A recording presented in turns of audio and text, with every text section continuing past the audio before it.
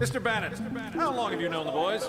My 4 years, almost half their... Fascinating. Tell me, Mr. Bannon, what do you have to say about this? Space Bwoi.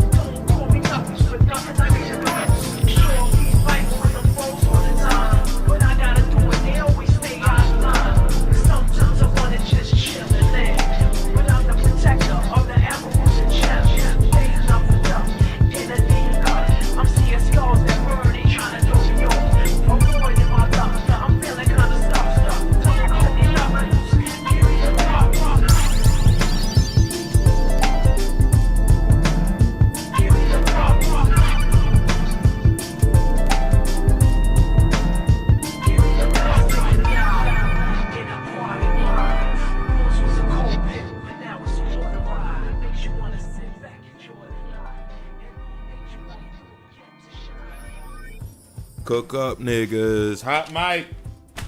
Cook up, niggas. We back with another one. So let me actually mute this because I need some silence in my ears for a second so I can, get my words out. But we back with another cook up video, live stream video, whatever the fuck, tutorial shit. It don't really fucking matter. I'm just making magic. But yeah, we're back once again to make some grand, glorious work, and honestly excited. Woke up, felt well rested, had good energy. For once in my entire life, I did not wake up and feel nauseous and start, doing my yaks and shit. So I'm grateful for that. Made some coffee this morning, chilled out a little bit. Time to get back to the daily grind. Later on today, I'm pretty much giving you guys the schedule and rundown, but later on today during Space Station 5 will be starting at 8 o'clock, or actually 7 o'clock, because at 8 o'clock I have a longtime friend of mine who actually has been working on music just as much as me and as long as me as well. I'll be giving him a little interview. Some of you guys do know who he is because you've heard him on this channel before as far as in my music. But so Philly Lucky or SPG Lucky, he prefers SPG Lucky, but let's be honest, it's so Philly Lucky. But he will be on the stream with me at 8 o'clock, and I will be giving him an interview, and we'll pretty much be giving you guys our backstory as to like how we got into music and how we went through what we went through, how we used to not be at good ends with each other, and how we came back from that, and just like pretty much telling you our story and shit. Giving you guys some background lore on, Space Bwoi and shit, and where he came from and all of that. So, yeah, we're going to be doing some interviews on Space Station 5, as well as more poetry slams, as well as more great music, and if there's time, we might even do an after party in the Discord. So, that's something that sounds like you'd be interested in, then go ahead and subscribe to the channel, or, fucking save the fucking video, do what you need to do, or join the Discord, because that's honestly where I post all my notifications at anyway. So Discord is in the link. If you haven't joined, join it now. But yeah, it's a wondrous day, and we're gonna get started on making some magic. So let's get started on that. Let's transition over to the next screen. Make sure FL is open. All right, it's open. Transition. All right, cool. So as you guys know, with the way that I do my cook-ups, my mic isn't always on the entire time. So, yeah, but I'm going to mute my mic until I can figure out what it is that I want to do. Because this is first hardest part when it comes to making music is the blank canvas. So I'm going into this with no idea on what I want to make, so you guys can actually see the full creative process. But anyway, let's get into it. I hope you enjoy the creation.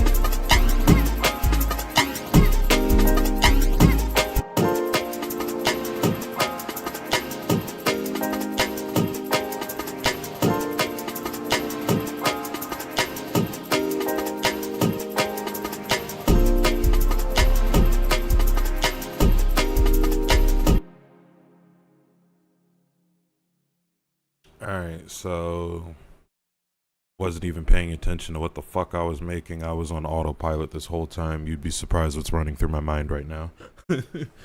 So I genuinely didn't listen to pretty much anything I just made. I just put shit together on autopilot. So yeah, y'all fucking with it so far? Alright, this is like Bob Ross but music. On God. I don't want to work today. But you gotta go to work. Work? Nope, because y'all not gonna hit you with no copyright strike on that bullshit ass fucking song. Also, it's my boss's last day. Fuck her. I took a crap on Deborah's desk like a boss. But yeah. Perfect time. Just stop mixing. Oh, you just stopped mixing yourself, Jing? How much I'm chilling. Bro, there's some sick beats, man. I love that. Thank you. I appreciate that. Amazed at what the boy pulls off with mostly default plugins, FL Studio plugins. Believe it or not, I only use 2 default FL Studio plugins. This entire thing. From what I'm gathering at. Like I said, I was on autopilot, so let me check real quick. That's Expandy, not default. That's the same thing, not default. That's Expandy, not default. There's Purity, not default. Serum 2, damn sure not default. 808 I made, Kick that I made. All of those are sounds that I pretty much just ripped and made. Parametric EQ is like goated EQ, so yeah, that's probably one of the few stock plugins. Fruity Stereo Enhancer. I could have used Xvox for that, but for some reason I just feel like Stereo Enhancer is like the quickest and easiest route to fucking go to. Let's see. Valhalla Vintage Verb. We already know what that shit like. That's one of the most goated reverbs of all time. Valhalla Vintage Verb. Xvox. Best $40 I ever spent was on this VST right here.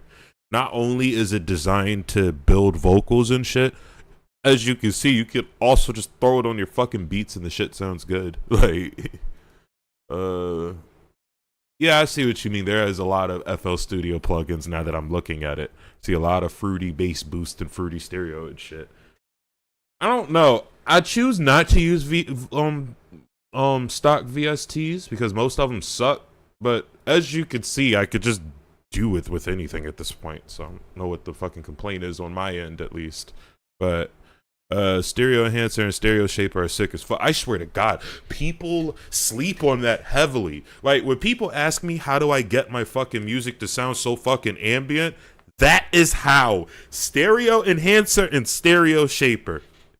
Don't worry about what it's gonna sound like if you max it all the way up. Just put that shit at fucking 10 o'clock and leave it the fuck alone. And if you want it to be even more ambient, throw some fucking reverb on there. That'll just make it widen. Like, for example, let me show you an example.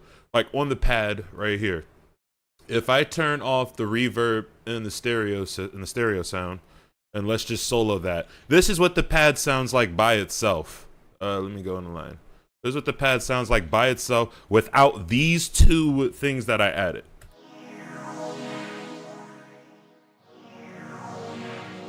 Like, it sounds great. Is the cook-up ending or will you continue? The cook-up's not ending. I still haven't even gotten to the mixing yet. This was light work that I did. But yeah, as you can hear, the pad sounds dumb thin. It sounds great.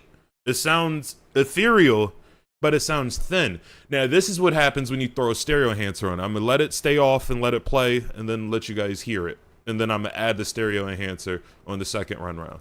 Hold on to me. Just put it on loop. Alright, this is what it sounds like without the stereo enhancer. And I'm not even going to tell you when I turn it on because you'll hear a complete difference even with just stereo enhancer.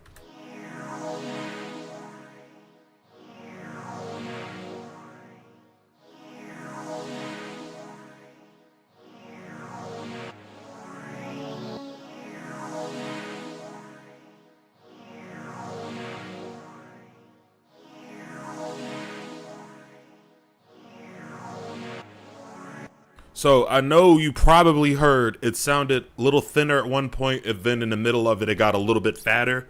But yeah, that's because I hit the power knob on it twice. As you can hear, there is somewhat of a difference. But if you want to expand that, I'm gonna leave stereo enhancer on, and then you're gonna just see in Valhalla Vintage Verb on what that reverb does to it. So this is without it.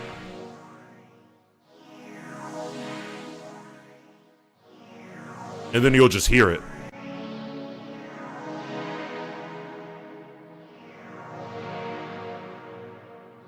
That is literally what your favorite producer does. That is what your favorite rapper does. That is what your favorite choreographer who don't even have anything to do with music, they just dance.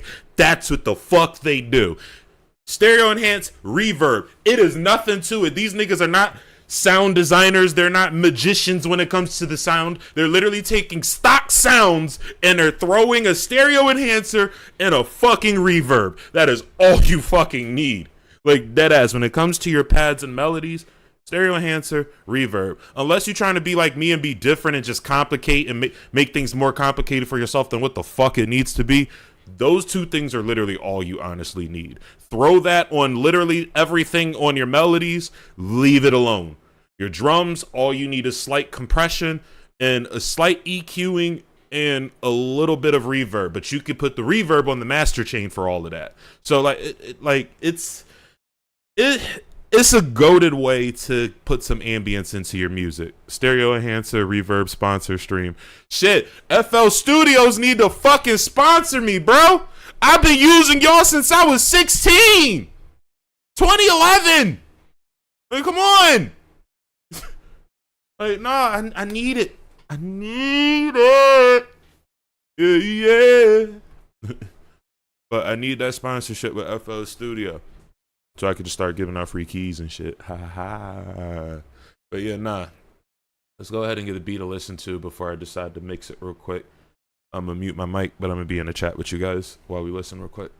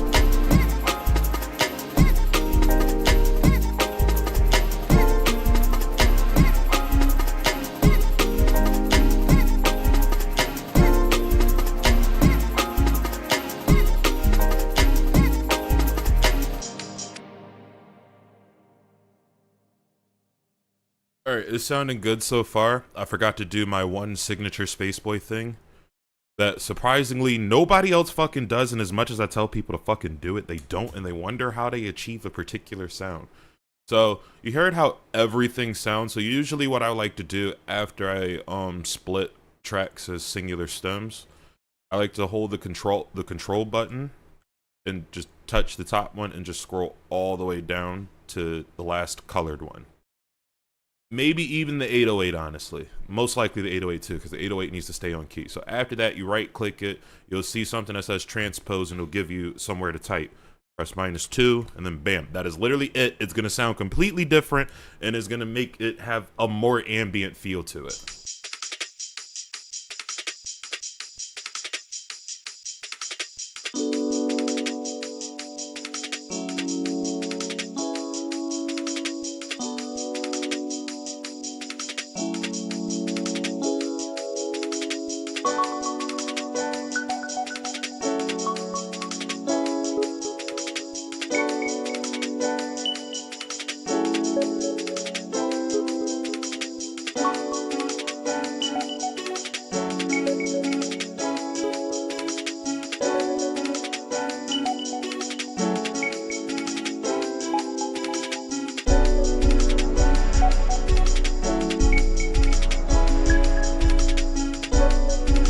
That bass came in heavy.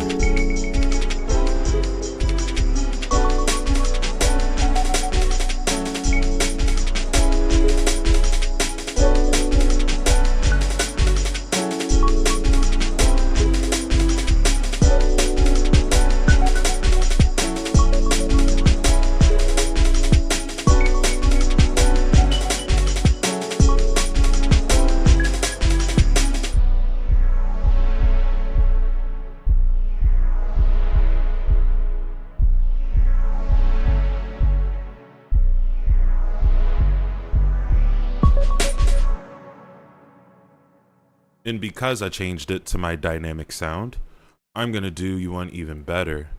I'm going to get rid of this, and I'm going to put in my signature breaks on my Golden Era's drum breaks and drums. You can also get this drum pack on my BeatStar page. I don't know if I put it in my description, but my BeatStar page is on my channel description. If you just go to my channel and hit the About section, I have 2 drum packs. One's $10 and one's free, and the one that's free also comes with pads and melodies and shit that are royalty free and shit. So all created and custom designed by me. You do whatever the fuck you want with them. I do not care. So yeah, we're gonna go to my breaks. But the reason why the Golden Era is paid for, because this is the better breaks in my opinion. The one I'll even show you the Maiden's Blessing one, because I have it on here as well. Maiden's Blessing break pack comes with 15 and the whole shade is it comes with more than what the Golden Era did, and I'm giving that one away for free. Comes with 15 breaks custom made by me.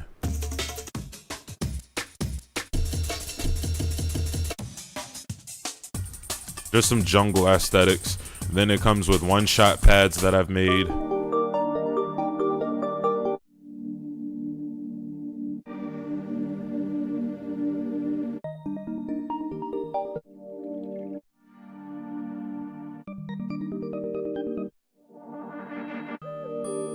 My favorite ones are the Kepler one, right here.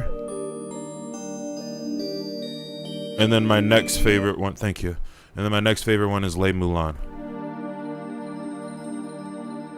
Like that Les Moulin, I put my heart and soul into that way. For those of you who know, Les Moulin is also a character from Tekken, and he's one of my favorite characters. He's literally the Jackie Chan of the game. He's a fucking cop who dances on your bitch ass and just drops to the ground and then just sweeps you and then fucking roundhouse kicks you and have you windmilling. That is the most broken fucking combo that he has, and I fucking love it. But Les Moulin, and we got Levitation, Nebula, PS1, Ray Gun, Saturn, Sega, Utopia. This one's that Void made, the Void one. Wasp, and then Water. So yeah, and also it comes with a motion top for you too. So if it's like you want to throw like some little, like literally what you're hearing with this, that's a motion top. I threw this one in. Just like a liquid DNB motion top. So, like I said, I'm gonna put the, let me just grab the fucking link for you guys now. Shut up. View channel. Copy link. Live stream.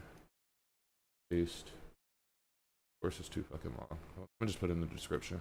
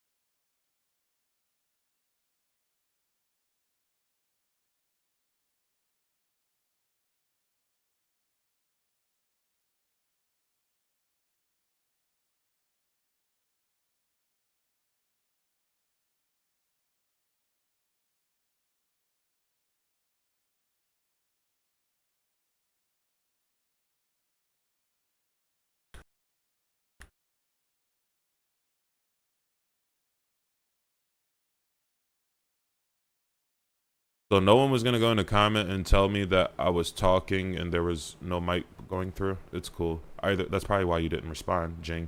But I was saying, since you came up with the valid question of how to actually sound design, because I can tell you this now, once you see how I sound design, you'll officially learn and confirm, just like I did, that your favorite artist does not sound design. They just take presets and then they just add extra shit to it. So yeah. Because you came up with that question, Jing, I'm allowing you to name this track that we just worked on. It's not done yet, but I'm allowing you to name it. So if you want to hit me on Discord on the name, then cool. But what I'm going to do is I'm going to open up a new template because it's time for the next segment of Cooking with Space Bwoi. And that is, thanks, Jing, sound design with Space Bwoi. How to make a sound from scratch using any fucking VST. It does not matter, because once you learn it with one, you pretty much learn it with all. And I'm going to give you the sound design for dummies guide. So there's going to be so I'm not going to be giving you any major like terminology. Like, I'm not going to tell you what a hertz, turn it down by 150 hertz means, or raise the octave up by. I'm not going to use that language. I'm literally going to dumb it down to the point where I tell you exactly what to do and what each knob does. So first things first, you start with a blank project. Don't matter the tempo, because we're just sound designing. We're not actually making anything yet. So when you open up your project, you would hit this little thing here, the channel rack. And most people would just hit the plus button, but me, I hate seeing sampler on the channel rack. So I just right click it and then scroll down to where it says replace. And my preferred VST of choice that I use when it comes to sound design is Serum 2. But like I said, Serum 2 is the more difficult one to learn, because it's a lot thrown in front of you. But if you could tackle this, you literally can sound design on any VST, and it really does not matter. Yo, what's up with you, Doc? How you feeling today? Wear Chef's hat. Hold on, I got you. Let me go grab Chef's hat real quick. 1 second. That BRB screen. I go grab my Chef's hat. BRB.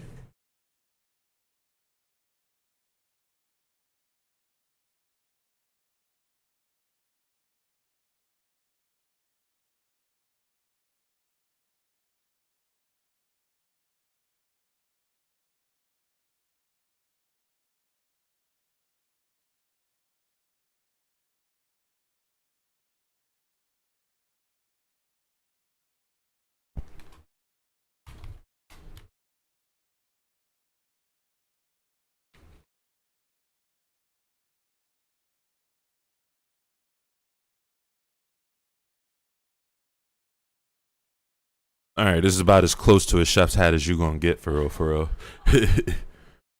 Why the fuck does it look like I didn't? Okay, let's close that and open it back up. Hopefully that works. All right, I'm gonna have to do this real quick. 1 second. I don't know why it's fucking up all of a sudden when it comes to when I now want to teach you guys the secret sauce of how Space Bwoi makes his fucking sounds and shit. It wants to fuck up on opening Serum. I'm dying. Let me fix that real quick. 1 sec.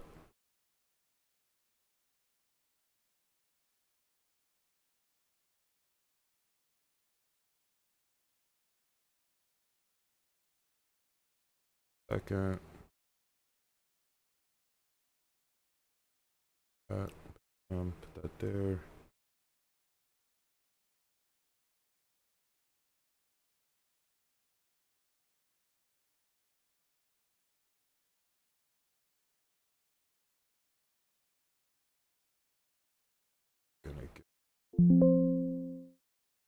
Transition. Bam. There we go. Fixed. All right. So as I was saying, when it comes to sound design, you ever use Vital at all? I love Vital, but the thing with Vital is it's literally just the free version of Serum. So what I'm teaching you, here's some gem for you. What I'm teaching you as far as sound design on Serum applies to the exact same thing with Vital. Vital is 100% just a carbon copy and paste of Serum, just free. So what I'm teaching you now is the same thing you could do on Vital. So when you open up Serum, you're going to be greeted with literally just this, and you're going to look at it like, okay, what the fuck? And then immediately the normal person is going to want to go to open presets. We're not doing that. We're keeping away from that. Or if you want to learn based off of presets, just take a preset and then pick it apart and then rebuild it. But I'm going to just teach you how to build it from scratch, so that way you don't even have to do that. So it starts you off with a basic saw wave, so you're just going to get the basic noise. And not too many people like that. So Jing asked, how do I go about making my synth plucks so juicy, or whatever the fucking word you described it for. But so when it comes to my synth plucks, I either use a saw. So a saw is this, which is just like a harsh, jagged lead sound. That's a saw. So I'm going to go over the different sounds. So that's a saw wave. If you take this WT position knob right here, it'll change it into a different sound wave. When it goes from pointed to curve, it goes from a saw wave to a sine wave. And what sine waves are is just the softer version of a saw wave. So it's not as harsh. So I would tell you what the rest of the different kinds of waves are, but to answer Jing's question, you would start off with a sine wave to make those kind of pluck synths that I make. So once you have your sine wave set up, so like I said, it's going to start off at AWT position 1. Just take this knob and move it up 1, and it'll turn it into a sine wave. Once you do that, click around, see if your sounds is the way it is. Okay, cool. After that, most people will automatically just come down here and start working on these. No. Because if you work on these now, anything up here, you can access it, but it's not going to sound right because you have all of this shit activated. So once you have your basic sine wave, what you do is you go to this filter. You see where it says F1 right here in that blue light above it? That means your filter is active here, but it's not active on the filter itself. So what you want to do is just click this little box, and that's going to activate it. And it's going to set you off with the preset MG low 12. So what that does is that literally just makes the sine wave have a lower tone to it. And then without it, it's not very noticeable, but the magic with this filter knob, with this filter panel is, if you actually scroll through and hit these angles, you can find different types of presets that you can use to add to it. Me personally, I like low, where is it? I like MG low 24. It gives it that perfect soft sound, and then this is where you can start messing with this area right here. So we got our sine wave, we got our low 24 filter. Next thing you want to do is you want to go to this little area right here where it says envelope 1, envelope 2, envelope 3. Don't worry about envelope 1 right now. Immediately go to envelope 2. And then what you're going to want to do is you're going to want to take envelope 2, because this is what they don't tell you when people teach you how to use Serum. You can drag your envelopes to different knobs up here so it automates it for you. That way you don't have to go and hit this record button and then press the space bar and then have to record your own automations. You don't have to do that. That's what these envelope tabs are for. So reason why I say leave envelope 1 is because that's going to be your main sound design envelope. Envelope 2 and 3 and 4, you're going to be putting on different knobs. So envelope 2, I like to put on the cutoff knob. So that way I have freedom of range. So now let's hear what it sounds like when I press it. It sounds louder than what it was before. And the reason being is because you see this blue line around this knob. That means it's going to go from 0 to 154 on 425 hertz of parameter. I said I was going to use that term, but in this case, that just means it's going from off to on immediately. So when you put envelope 2 down, I haven't even gotten to the sound design yet. This is just like the fun part of just getting started. So once you have that, you'll see this little blue knob at the top of the outer rim. Yeah, at the top of the outer rim. You take this little knob until you see your arrow go up and down, click it, and then you just drag down to make that cutoff go to where you specifically want it. Me, I like to keep my cutoff anywhere from 25 to 40%. But in this case, I'm going to put it at 35. And now, because we did that, when you turn this knob, it's going to turn the blue thing too. So when you press a note, it's only going to play where the ending of that blue knob is and stop immediately where it begins. So let's say I want it to sound even lower. If I just turn the knob all the way down, it's not going to make a noise. If I turn it here, it's going to be a lot more subtle. So that's why I say I like to keep it at 25 to 40% and then just leave it at the top a little bit. So that way it has room to, breathe and stretch. So now here comes my favorite part. Now, I know I said I wasn't going to use major producer terminology, but this you actually need to know in order to know what it is you're doing. So you have your attack knob, and what that does is that controls when the DAW is being told to start playing the track. So let's say I have the attack knob all the way up. It gets louder as I hold it down. So I actually want that turned off. I want it to immediately turn on because this is a synth pluck. Those are supposed to start immediately. I want it to immediately turn on when I press it. That's what the attack does. Hold, what that does, we're not really going to focus too much on it because it's not really needed for what I'm doing. But what that does is that tells the system after you start it how long the note is going to hold. That's all that does. But me, I'm not worried about that because that's not what we're focused on right now. The hold is never going to be touched when it comes to making synth plucks. What the decay does, actually, I'm going to skip that first. What I'm going to do is the sustain first because this is where I'm about to teach you the real meat and gravy of sound design. When it comes to sound design, especially with synth plucks, your decay, your attack, and your sustain are your best friends. So sustain is turned all the way up, so that means every time I press it, it's going to keep that same monotonous tone the entire way through. If I turn the sustain down, all the way down, it's going to turn into a sine wave pluck. As you can see. So, after that, I don't want my sustain all the way down, though. So, let me put this back to where it was at. It's 0. Or 1, there we go. And then I want my sustain to have some relevance in there, right there around the 4 to 10% mark line. That way it comes like a pluck and then a lead. Pluck and then a lead. And I know it sounds still pretty plain and bland, but if you want to take that to the next level, this is where the decay comes in. If you take that decay and pull it as far away as you want, I like to keep it at 2 seconds. It stretches it out. But in this case, I want a short pluck. So we're going to turn that decay down a little bit. And we're going to turn that sustain down. And there's your pluck.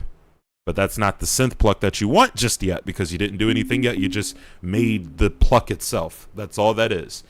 And because we have this on envelope 2, it's because we have this on envelope 2, and envelope 2 is connected to the cutoff knob. If you pay attention to the cutoff knob on the MG Low 24, you'll see that it's automated whatever I press because it's equipped to that. So next is the fun part, and that's the actual sound design part. So the reason why my synth pluck sounds so juicy and full is because I take this knob right here where it says unison, and I usually turn it up to about 7 or 8. A lot of people say that a pluck shouldn't have that many unison bands, but you'll see why. Tell me that shit don't sound clean by itself. Like that's and if it's too many, you can always turn it down to, let's say, 4. And it makes it less expansive but more open.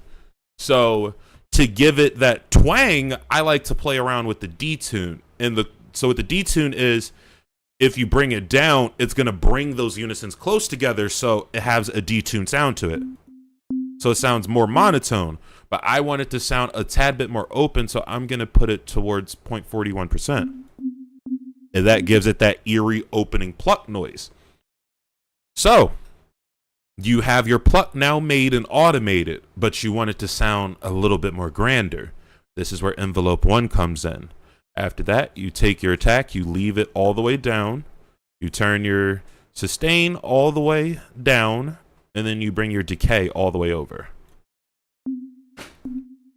So that doubles it now. It literally gives it that double effect, that doubler effect.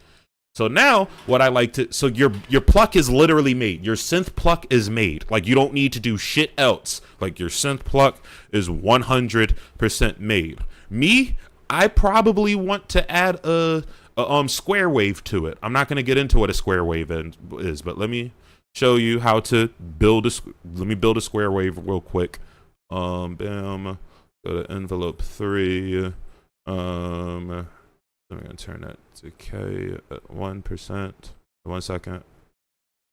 Turn the sustain down. And then I'm going to take envelope 3. And I'm going to put it on the level knob right here. And then I'm going to turn that to this way. So that way it's not overplaying it, and it's going to be on this angle. So now let's hear it. It gives it that synthy saw feel, but that's still a little too loud. So let's turn that volume down just a tad bit.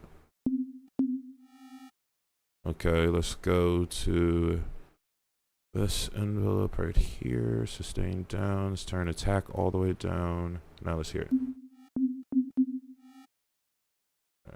Go ahead and turn it this way, because I don't want it to have that low of a deficit. There we go.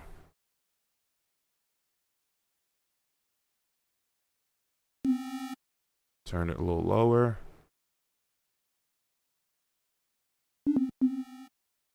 Turn it a little lower.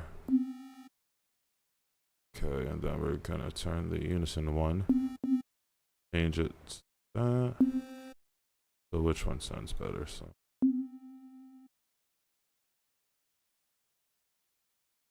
the triangle wave don't sound too bad on it. It gives it that synth noise in the background. The triangle wave does not sound that bad with it. Alright, let's go ahead and give it a unison of 7. There you go. But you don't want that harsh saw to be overwhelming the sine, because the sine is what gives it the juice. The saw is what gives it the synth. That's literally it.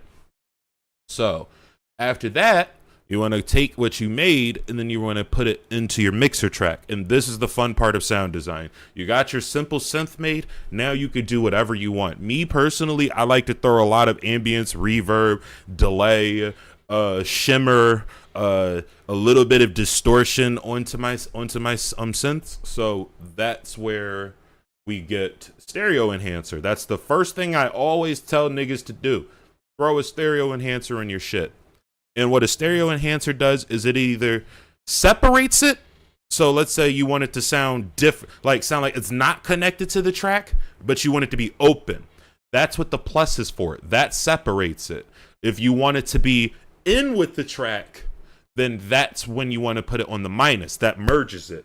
I don't know why it works like that, but it does. So if, let's say I want it to sound distant and not part of the track and just have its own unique sound to it. So if you put it all the way on the plus, this is what you're going to get. Let me throw a quick pattern down real quick.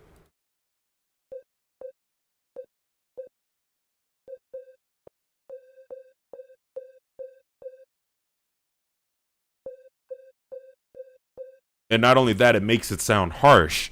So if you have it all the way down, it's going to merge it. And it still has a harsh click to it, which is why I always tell people, if you're going to use a stereo separator or a stereo enhancer, always use 10 o'clock and 2 o'clock. 10 o'clock and 2 o'clock are your best friends. Anywhere in between those is where you want to go. If you want it to be merged more, 2 o'clock, from 12 o'clock to 2 o'clock. If you want it to be separated, from 10 o'clock to 12 o'clock. Me, I like to keep it separated, so I usually put it at like 11, like right at the 11 mark, so it just has that perfect openness. So you'll hear now. Whereas before, sounded more flat, whereas now it sounds a little more open. So after that, what I usually tell people is throw your reverb on there. Or before you even get to the reverb, let's play around with some other shit. The reverb and delay should honestly be the last thing you should really be doing. So I'm going to use one of my favorite VSTs that I spent $40 on, Xbox. Only for one specific part, which is the pitch widener. And honestly, a good alternative for pitch widening is the spreader. You have a built-in spreader VST on FL Studio. So let me turn this off real quick. Hear it without the spreader.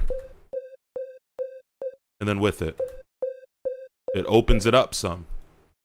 So if you want it to spread even more, turn it this way. You want it to spread less, turn it that way. But me personally, I like doing pitch expanding. So like pitch widening. So what that is it's not changing the tone of it, it's just giving it more dynamic. So what a simple spreader does is it gives it dynamics. Whereas a pitch widener, it gives it dynamics on top of syllabants. So if I turn this pitch knob up to 50, excuse me, you'll hear right here. Like it gives it more dynamic. It makes it more dynamic. All right. So we're going to keep that Xbox one there. But I'm going to mute that because some VSTs you don't want to have on it the entire time. You want to make quick automation. So when you get to certain segments, you can make that automation be like, hey, turn this on, you know? So then from there, you have,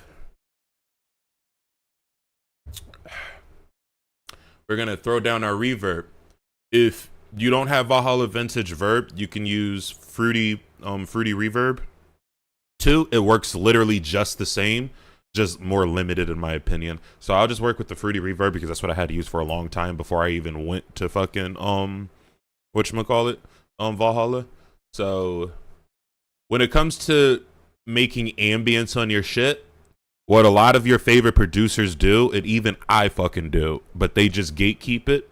Turn that wet all the way up, raise that area of effect up, and then turn the dry down some, and then bam.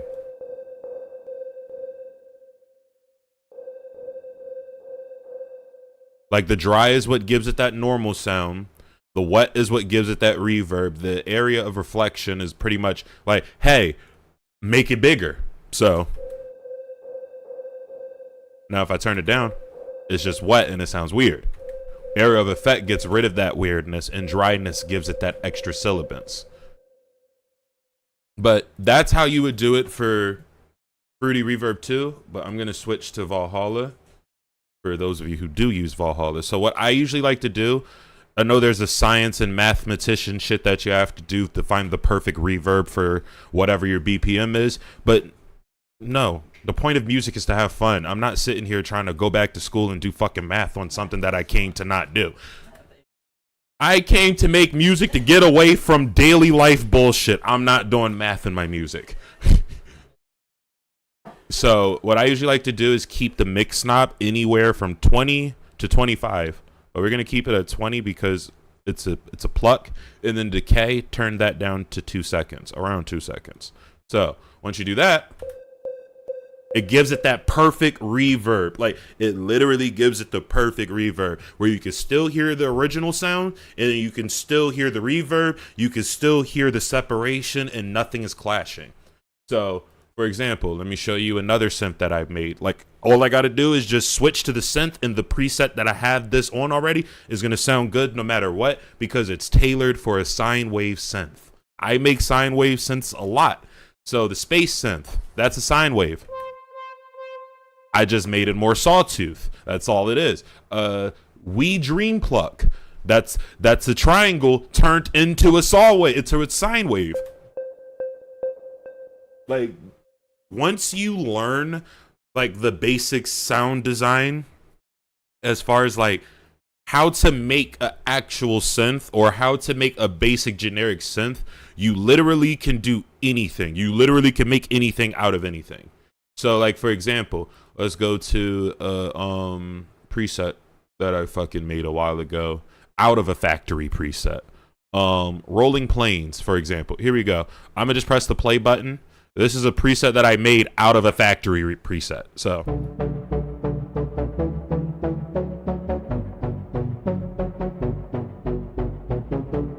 then, if I'm not mistaken, I put modulation on it too.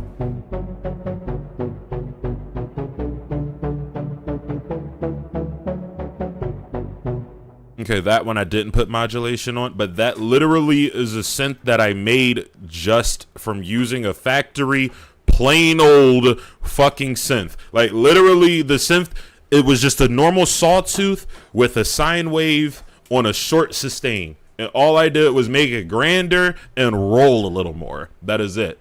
Where's another one? Plastic player.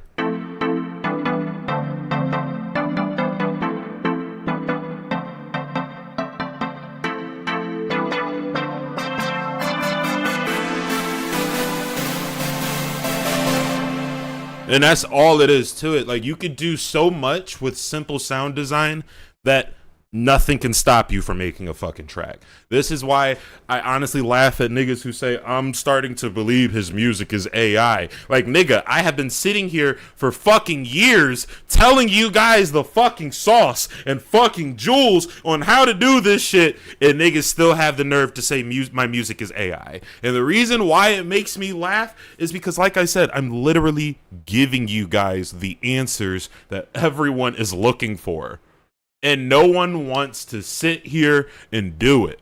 Like, it's not that hard. Like, yeah, I know I made it seem easy, but trust me when I tell you, once you sit down and actually apply what I told you in the exact way that I told you, it's going to click, and it's going to be like riding a bike. I don't need help with this shit no more. Watch it one time and you're good. Like, dead ass. So yeah, that was sound design with Space Bwoi. But I kind of want to chill out for a little bit before I have to stream in about an hour again for Space Station 5. So that's gonna about wrap up this stream. I'm gonna also get a track uploaded for you guys today. I know I said it was gonna be yesterday and then the day before that, but as you guys know, I've been streaming every day and trying to get shit together. So definitely gonna get a track up for you guys today. I appreciate everybody who showed up to the stream and showed love. Y'all goated. Appreciate Jing for the fire idea of sound design teaching. And like I said, if you guys are making music and you want a free drum pack to start you off, my Maiden's Blessing drum pack is free. Like I said, comes with 20 different one-shot pads, so you can make songs out of any sound on that you want. And then it comes with 15 drum breaks that you could fucking use. So, like, it literally works for itself. It just fucking works. So, like, it literally makes it by itself at that point. I didn't throw no 808s are in there because my 808s are very precious to me. You have to pay for those, unfortunately. But, yeah, that's gonna about do it. Check out the BeatStar page. Also got some beats up there for rappers too. Some of them are free. I don't know. I haven't been on that shit in forever, honestly.